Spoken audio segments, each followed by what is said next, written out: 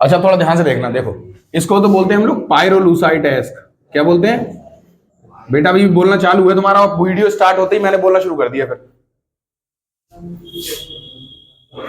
पायरोलूसाइट अयस्क, ठीक है। और इसकी क्रिया किससे कराइए? धात्विक हाइड्रोक्साइड, धात्विक हाइड्रोक्साइड। मतलब क्या है? मतलब यह है कि पायरोलूसाइट एस्क को धात्विक हाइड्रोक्साइड के साथ ऑक्सीजन की उपस्थिति में जब गर्म करते हैं, ठीक है, तो क्या प्राप्त होता है? एक हरे रंग का विलयन प्राप्त होता है, हरे रंग का विलयन प्राप्त होगा। और जो हरे रंग का विलयन हम लोगों को प्राप्त होता है, उस हरे रंग के विलयन को यहां निकाला, यानी फिल्टर पेपर से छान लिया, तो ये आ गया छना हुआ पदार्थ, ठीक है। छना हुआ विलयन जो हमको प्राप्त हुआ ये यहां पर है। उस छने हुए विलयन में थोड़ा सा आम्ल डाल दो और उसको ठंडा करने के लिए रख दो। क्या करने के लिए रख दो? ठंडा करने के लिए रख दो। तो जब ठंडा करने के लिए रख देते हैं तो बैंगनी रंग के क्रिस्टल प्राप्त होते हैं बच्चों। कैसे? बैंगनी रंग के क्रिस्टल प्राप्त होते हैं, और इन्हीं क्रिस्टलों को हम लोग क्या कहते हैं? पोटेशियम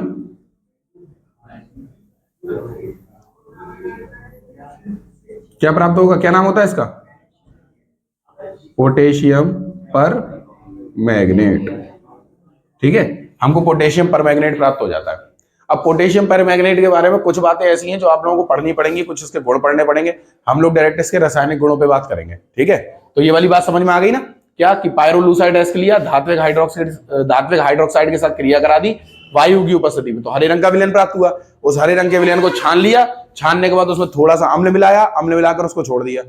जब ठंडा करने के लिए रख दिया तो कुछ समय बाद उसमें बैंगनी रंग के क्रिस्टल प्राप्त हो गए, जिसको हम लोग बोलते हैं KMnO4 या फिर पोटेशियम परमैंगनेट। अब इसको अलग कर लो छान कर, और आपको क्रिस्टल प्राप्त हो जाएंगे। क्रिस्टलों के मतलब पृथक्कीकरण, क्या बोलते हैं उसको? पृथक्करण। क्रिस्टलों का पृथक्करण कर लो, बात खत्म हो जाएगा, ठीक है। क्या यहां तक बात समझ में आ गई? अच्छा एक चीज और समझने की वाली बात है, क्या कि हम लोग इसके भौतिक गुणों को तो यहां पर नहीं पढ़ रहे। अब ये भौतिक गुण आप लोग खुद ही पढ़ सकते हैं कि ये क्रिस्टलीय ठोस पदार्थ होते हैं, है ना, जल में विलेय होते हैं, इस तरीके की जितनी भी बातें होंगी भौतिक गुण में, ये सब आप पढ़ लोगे। और हम लोग किसके बारे में बात करेंगे? सीधे रासायनिक गुणों के बारे में बात करेंगे, ठीक है। अच्छा एक पॉइंट इसका और है, उसको नोट में लिख लेना। क्या?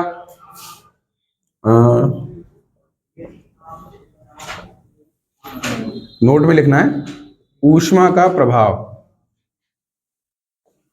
कि अगर आप KMnO4 को गर्म करते हैं, ठीक है, हम लोग KMnO4 को अगर गर्म करते हैं तो किस में टूटता है? तो 2KMnO4, और इसको आप अगर हीट कर दोगे तो ये दो पदार्थों में टूट जाएगा। किसमें ये टूटेगा? K2MnO4 प्लस MnO2, और जल का एक अणु निकल जाएगा इसमें से, ठीक है। तो ये रिएक्शन कभी कभी पूछ ली जाती है कि क्या होता है जब पोटेशियम परमैंगनेट को गर्म कर दिया जाता है। तो पोटेशियम परमैंगनेट को गर्म करेंगे तो वही हरे रंग का विलयन प्राप्त होगा जो पायरोलूसाइड के गर्म करने में प्राप्त हुआ था।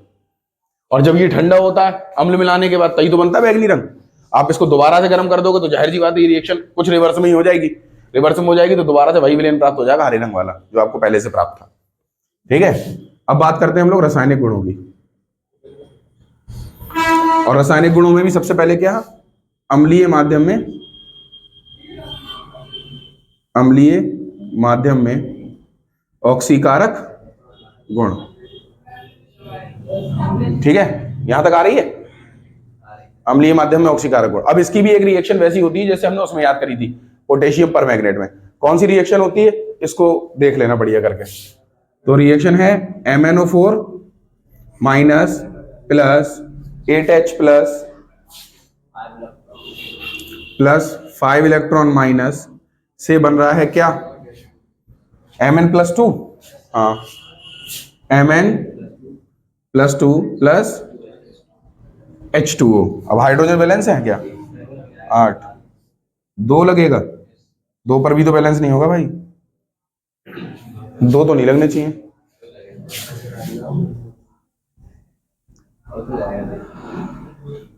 चलो ठीक। अच्छा आओ देखो, अब हम लोग बनाते हैं पहला क्वेश्चन। तो सबसे पहले क्या बन रहा है? जैसे I2 का I माइनस में ऑक्सीकरण, यही है, हाँ, I माइनस का I2 में ऑक्सीकरण, I माइनस का I2 में ऑक्सीकरण।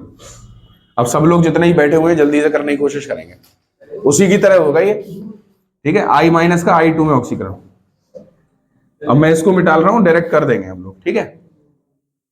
तो I माइनस का I2 में ऑक्सीकरण करके दिखाइए जल्दी फटाफट।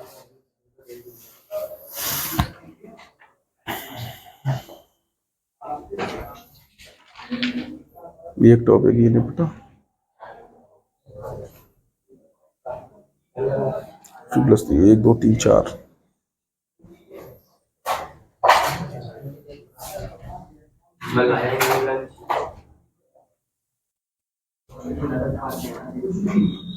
यहां तक आ रहा है, ये बाहर तो नहीं जा रहा, अभी तक तो आ रहा है। चलो, इस पर ये क्यों लिखा है कि 22 मिनट के बाद ही वीडियो रुक जाएगी? देख है ना, ऐसा क्यों आ रहा है? ऐसा तो नहीं है स्टोरेज भर जाएगा तभी आता है? पक्की बात है, तो वीडियो डिलीट करनी पड़ेगी यार। कोई कुछ तो कर दिए डिलीट, बाकी और करनी पड़ेगी। चलो फिलहाल 22 मिनट में खत्म कर रहे हैं यार। अच्छा देखो इधर, इसको सॉल्व करते हैं बेटा। इधर देखो, I माइनस इधर है, I2 इधर है, जो कर सकते हैं वो खुद कर ले। तो 2 I इधर है, 2 इधर लगा दिया, ठीक है। I को बैलेंस कर लिया अंकित, I को बैलेंस कर लिया। अब आवेश देख लो, क्योंकि हाइड्रोजन ऑक्सीजन तो है नहीं। आवेश यहाँ कितना है, -2, और यहाँ कितना है 0, तो इधर ज्यादा है। कितना ज्यादा है, 2 ज्यादा है, 2 इलेक्ट्रॉन जोड़ दिए। अब ऊपर आवेश बराबर करने हैं इलेक्ट्रॉन, तो इलेक्ट्रॉन इधर 2 है, इधर 5, ऊपर करा दो 2 की गुणा, नीचे करा दो 5 की गुणा, इससे इलेक्ट्रॉन आपस में कट जाएंगे। अरे यार अभी शोर शराबा है ना, सब करना। चलो देखो, अब हम लोग क्या करते हैं, इसको सॉल्व करने की कोशिश करते हैं। ये इलेक्ट्रॉन से इलेक्ट्रॉन कट गया, 2 से गुणा कराओ, 2 MnO4 माइनस, फिर 2 से गुणा इधर कराओ, 2 अट्ठे 16 H प्लस प्लस 5 की गुणा इधर कराओ, 5 दूनी 10 I माइनस, फिर 2 की गुणा इधर कराओ, 2 Mn प्लस 2 प्लस 2 दूनी 4 H2O प्लस 5 की गुणा I2 से करा दो, तो 5 I2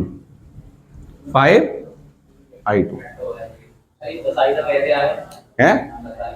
5 से गुणा नहीं कराओगे इधर क्या? यहाँ I2 था ना, इधर I था, तो हमको 2 लेना पड़ा। हम पहले तो I बैलेंस करेंगे, नहीं करेंगे? नहीं समझ आया? चलो दोबारा देख लो। यहाँ I माइनस था, यहाँ I2 था, यहाँ I कितने हैं 2, इधर I कितने हैं 1, तो बराबर करने के लिए 2 की गुणा करनी पड़ेगी, नहीं करनी पड़ेगी? तो हमने 2 की गुणा कर ली पहले। अब आवेश, निखिल मान जाओ यार, मेरा बहुत मूड खराब हो रहा भाई, मान जा यार, नहीं तो फिर अब बहुत ज्यादा बुरी बात हो जाएगी, कैसे जाओगे, मैं इतना बुरी तरीके से चिल्ला दूंगा, समझ नहीं पा रहे हो अभी। अब दिमाग की सटकी पड़ी है तो उनके चक्कर में, और सब जाएगा। मैंने कल इसी चक्कर में वीडियो नहीं डाली और रात में रिकॉर्ड करनी पड़ेगी। बंद कर दे भाई। 2I माइनस, फेंक गुस्सा आ रही है। चलो 2I minus I2 plus 2I minus, ये हो गया कंप्लीट। समझ में आएगा नहीं? इस मूड के साथ कोई कैसे पढ़ा सकता है, तू को सोच। मेरा दिमाग खराब हो जाता है यहाँ आते ही, क्योंकि इतना ज्यादा तो बोलते हैं ये। अब तुम बोल के दिखाना, भाड़ चूल्हे में गई सब कुछ, कोई भी बोल के दिखाना, ठीक है?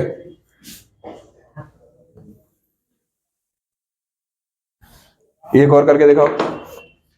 Fe प्लस 2 Fe प्लस 3 में ऑक्सीकरण, इसको भी खत्म करो जल्दी से। तो देखो Fe तो बिल्कुल बराबर है, इस वाले को देख लो अगर नहीं हो पाए उपेंद्र। Fe बराबर है ना, अब हो जाएगा, ठीक कर लो। तो यहां पर क्या करेंगे, 1 इलेक्ट्रॉन जोड़ना पड़ेगा हमको, क्योंकि बाकी Fe तो बराबर था, सिर्फ इलेक्ट्रॉन बराबर करने के लिए 1 इलेक्ट्रॉन ऊपर जोड़ दिया। अब नीचे कितना ही गुणा करानी पड़ेगी, 5 की। 5 इलेक्ट्रॉन हो गए तो 5 से 5 कैंसिल, बाकी का सब लिख दो।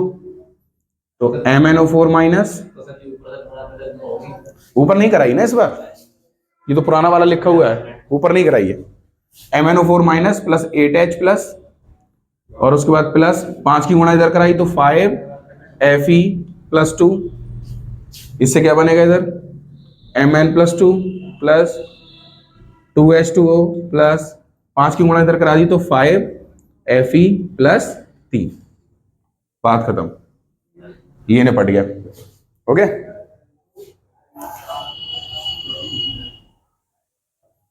ठीक है, मिटा दूं।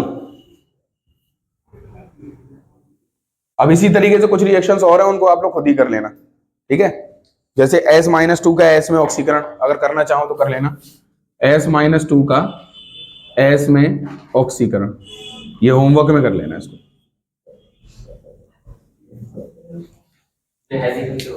हाँ बिल्कुल इसी तरीके से है।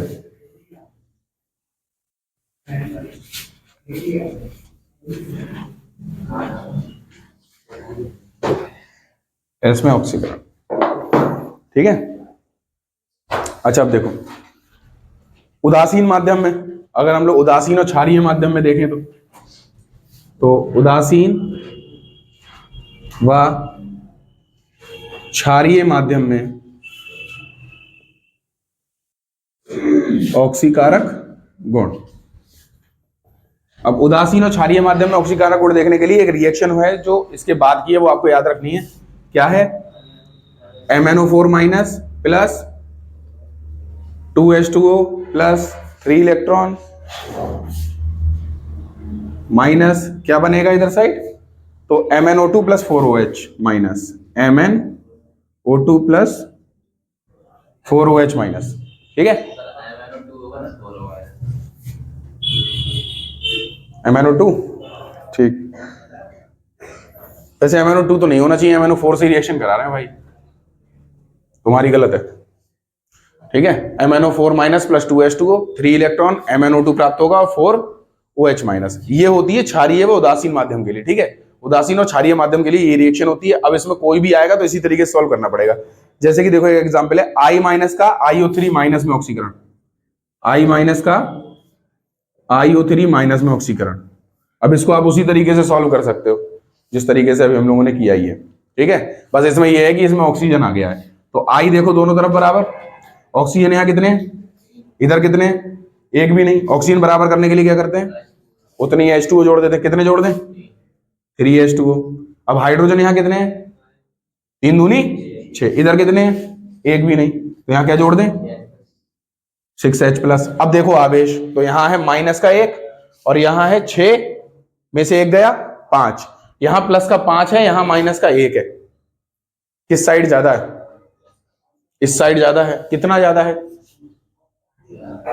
बताओ, यहां माइनस का 1 है, यहां प्लस का 5 है, माइनस का 1 प्लस का 5 कितने ज्यादा है, 6 ज्यादा है। कितने ज्यादा है, 6। इस साइड 6 ज्यादा है या 4 ज्यादा है, चलिए बोलो, ओए हर्षित बोल।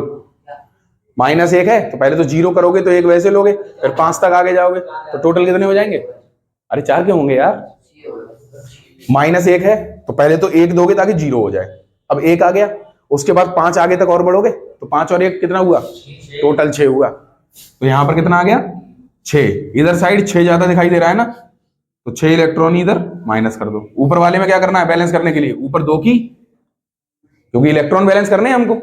यहां 6 इलेक्ट्रॉन हो गए, यहां इलेक्ट्रॉन 2 हैं, 3 है, तो बैलेंस करने के लिए ऊपर 2 की गुणा करा दी। अब जब 2 की गुणा कराएंगे तो क्या होगा, देखो इलेक्ट्रॉन से इलेक्ट्रॉन कैंसिल, कैसे कैंसिल, तो 3 दूनी 6 और इधर भी 6 ही था, कट गया। अब क्या करो, बस गुणा कराओ, लिख दो 2 MnO4- और वो भी कितने, 2, ओके चलो, प्लस 2 दूनी 4 H2O प्लस नीचे करा दी 6 की गुणा, 6 की गुणा हुई है, कुछ नहीं हुआ है नीचे गुणा, ऐसे ही लिखना है 3H2O प्लस I-, इधर क्या बनेगा, 2 की गुणा हुई तो 2 MnO2 plus 8 OH- plus IO3- plus 6H+। Okay, अब जो कैंसिल हो सकता हो उसे कैंसिल करो, नहीं हो सकता तो यही आंसर है, और यहां कुछ भी कैंसिल नहीं हो रहा है तो यही आंसर है, ठीक है। तो इस प्रकार से आप उदासीन या क्षारीय माध्यम के लिए भी ऑक्सीकारक गुणों को देख सकते हो। ये बहुत इंपॉर्टेंट है, इनके बिना पेपर नहीं आता, आप ऐसे समझ लीजिए। तो यहां से क्वेश्चन आएंगे जरूर, जितनी भी प्रैक्टिस करनी हो इनके बात कर लेना आप लोग इसकी। ओके, बहुत बढ़िया। मिटा दूं मैं?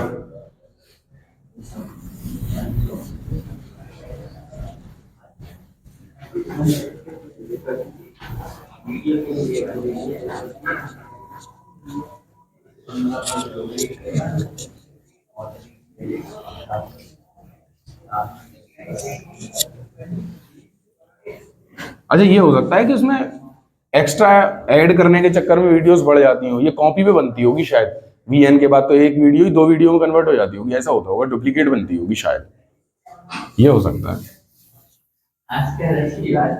चलो, एफ ब्लॉक, देखो भाई, एफ ब्लॉक के तत्वों के बारे में देख लेते हैं। तो सबसे पहले तो कुछ बातें बेसिक, क्या इन तत्वों को तीसरे आवर्त के कौन कौन से वर्ग से लिया गया है? हाँ, तीसरे आवर्त नहीं, तीसरे वर्ग के, सॉरी, तीसरे वर्ग के कौन कौन से आवर्त से? तो एक तो छठवां आवर्त होता है और एक सातवां आवर्त होता है, ठीक है। तो 6 व 7वें आवर्त से लिया गया है। ये वो बेसिक बातें हैं जो आपको पता ही होनी चाहिए, ठीक है। अगला पॉइंट क्या है? अगला पॉइंट ये है कि कौन से आवर्त से? तो छठवें आवर्त के कहां से आगे के? लेंथेनम से आगे के कितने तत्व? 14 तत्वों को एक श्रेणी में रखा गया और श्रेणी का नाम क्या रखा गया? लेंथेनाइड। अरे क्या हंसने की क्या जरूरत है? हाँ, तो एफ ब्लॉक के अंदर रखा गया है, सही कह रहा है वो। तो लेंथेनाइड बोला गया इसको, ठीक है। अब बात आती है कि लेंथेनाइड क्यों बोला गया? तो आंसर क्या होगा? क्योंकि ये तत्व लेंथेनम जो किसका है? तीसरे आवर्त और तीसरे वर्ग का और छठवें आवर्त का जो तत्व है, उसी के साथ ये क्या करते हैं? समानता प्रदर्शित करते हैं। तो समानता प्रदर्शित करने के कारण ही इसको क्या कह देते हैं हम लोग? लेंथेनाइड तत्व कहते हैं, ठीक है। आगे की बात करते हैं, और कहां से उठाया गया है? तो 7वें आवर्त के एक्टेनम से आगे के 14 तत्वों को उठा के एक श्रेणी बनाई गई, एफ ब्लॉक। दूसरी एक एफ ब्लॉक में श्रेणी बनी जिसको हम लोगों ने क्या बोला? एक्टेनाइड। अब इसको एक्टेनाइड क्यों बोला? क्योंकि ये एक्टेनम तत्व के साथ समानता प्रदर्शित करते हैं।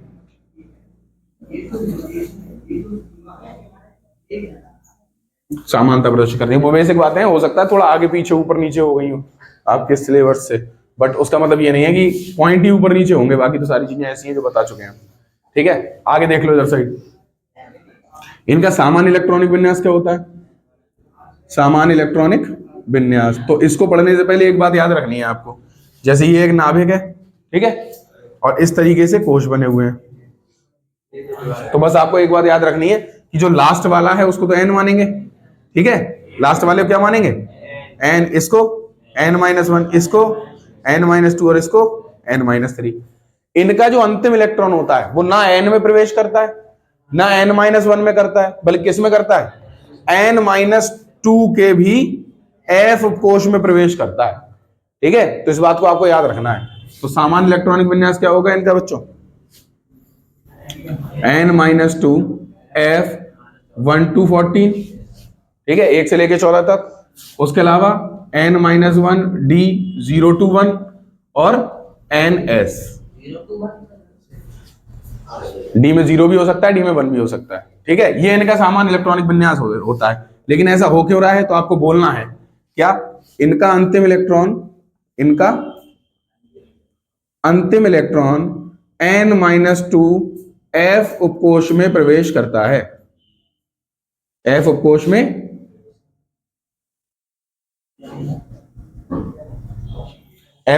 प्रवेश करता है, ठीक है। अच्छा, एक बात और इसमें याद रखनी है इन्हीं के बारे में कि इनके अंतिम 3 कोश क्या होते हैं? अपूर्ण होते हैं। इनके अंतिम 3 कोश अपूर्ण होते हैं। ये कुछ ऐसी बेसिक बातें हैं जो आपको एफ ब्लॉक के बारे में पता होना चाहिए, यानी कि लैंथेनाइड और एक्टिनाइड श्रेणियों के बारे में पता होनी चाहिए। ठीक है, बात समझ में आ गई? तो अब सीधे हम लोग बात करेंगे किसकी? लैंथेनाइड की। अब लैंथेनाइड को लिखते किससे हैं? La, और इसको एक और नाम से जाना जाता है, इसको बोलते हैं 4F श्रेणी। क्या बोलते हैं? 4F श्रेणी। अब कभी क्वेश्चन सीधे ही आ सकता है कि लैंथेनाइड को 4F श्रेणी क्यों कहते हैं? तो पहले तो ये बताओ कौन से आवर्त से उठाए गए हैं ये? तीसरे से। तीसरे से ही तो उठाए गए हैं, मतलब तीसरे वर्ग से उठाए गए हैं। आवर्त कौन सा था? छठा आवर्त था। अब छठा आवर्त था टोटल, ठीक है, तो मानते हैं छठवां आए तो या तो कुल इस तरीके से तो बनेंगे 6, लेकिन इनका इलेक्ट्रॉन क्या 6 में जाएगा? 6 में जाएगा? नहीं जाएगा। 5 में जाएगा? नहीं जाएगा। किस में जाएगा? 4, और 4 के भी किस में जाएगा? F में। इस वजह से इसको क्या कहते हैं? 4F श्रेणी। तो ये बात याद रखना, 4F श्रेणी इसको क्यों बोलते हैं? क्योंकि इनका अंतिम इलेक्ट्रॉन, और ये सिर्फ लैंथेनाइड की बात हो रही है, पता चले तुम एक्टिनाइड को भी 4F श्रेणी बोलो, ठीक है, उसको नहीं बोलते 4F श्रेणी, क्योंकि इनका अंतिम इलेक्ट्रॉन किसमें? 4F उपकोष में प्रवेश करता है, प्रवेश करता है। तो 4F उपकोष में प्रवेश करने के कारण हम इसको क्या बोलते हैं? 4F श्रेणी बोलते हैं। क्या बात समझ में आ गई अब? ठीक। अब देखो इसका सामान्य इलेक्ट्रॉनिक विन्यास क्या होगा? बोलो जरा इसका इलेक्ट्रॉनिक विन्यास। तो ये बताओ, पहला इलेक्ट्रॉन मतलब लास्ट इलेक्ट्रॉन तो किसमें जाएगा? 4F02 या 1,2,14, ठीक है। उसके बाद 5D02,1 और NS2। अब जिन लोगों को समझ में नहीं आया ये आया कैसे, वो लोग समझो इधर। ये सामान्य इलेक्ट्रॉनिक विन्यास था ना, मैंने बोला ये कौन से आवर्त का है? छठे आवर्त का। तो यहां N की जगह पे 6 लगा लो। 6 में से 2 गया, कितना बचा? 4F 1,2,14 ऐसे लिख दिया। यहां पर लगा लो 6, 6 में से 1 गया 5, D021 वैसा ही। यहां पर लगा लो